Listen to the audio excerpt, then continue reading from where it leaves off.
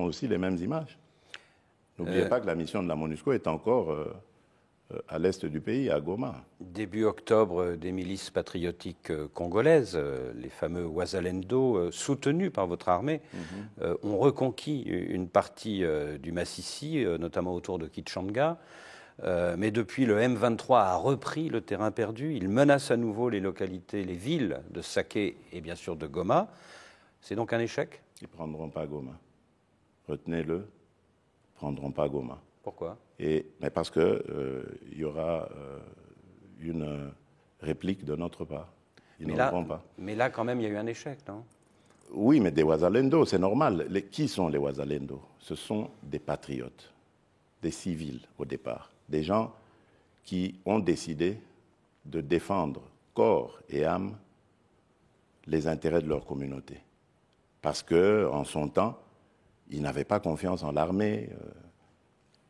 Ils ne pensaient pas que l'armée était capable de les protéger. Donc ils ont pris leur courage à deux mains et se sont engagés dans ce combat.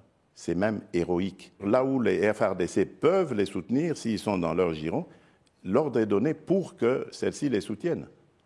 Mais je ne m'en cache pas, parce que ce n'est pas un crime qu'ils commettent. Ils défendent leur patrie, et avec raison, et courage. Mais pas ce sont des héros, pas des criminels comme le M23 et les RDF du Rwanda. Alors, pour tenter de retourner la situation en votre faveur, vous avez aussi eu recours à des compagnies de sécurité occidentales, une française, Agemira, une roumaine, Congo Protection. Bien sûr, c'est pour renforcer les capacités. Ce sont des experts, attention, ce sont des experts qui sont eux-mêmes, qui ont eux-mêmes des carrières de forces spéciales, de commandos, etc., et dont la mission est de renforcer les capacités des forces de défense en situation réelle, sur terrain. En se battant. Ah, bien sûr, mais ils sont combien? Ils doivent être à nos côtés. Donc, ils sont combien, monsieur? 900 par là, un bon millier peut-être. Ouais. Alors, quand il y a des sociétés de sécurité étrangères, ou que ce soit, qui viennent, qui se battent, qui sont nombreuses, on appelle ça des mercenaires. Quand vous appelez, qu'est-ce que vous appelez se battre? Parce que quand je vous dis, ils sont en situation réelle, ils sont sur le terrain, ils coachent. Est-ce qu'un coach de football, il joue avec son équipe?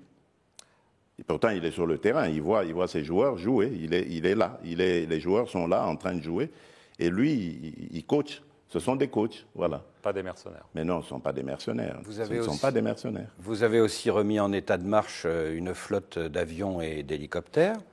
D'avions de chasse et d'hélicoptères armés, bien sûr. Vous attendez 3 drones chinois.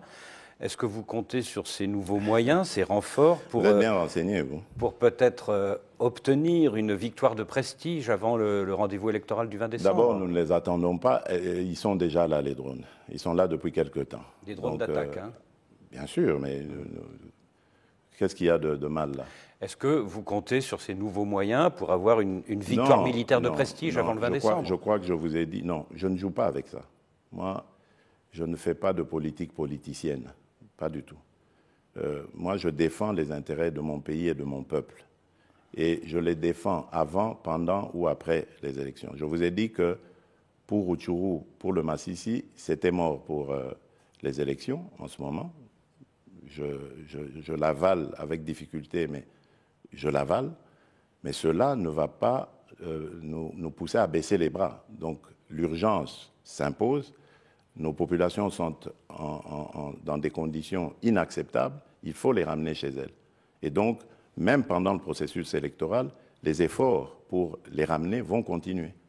Donc vous voyez que ce n'est pas lié du tout à un résultat quelconque qu'il faudrait avoir avant le 20 décembre.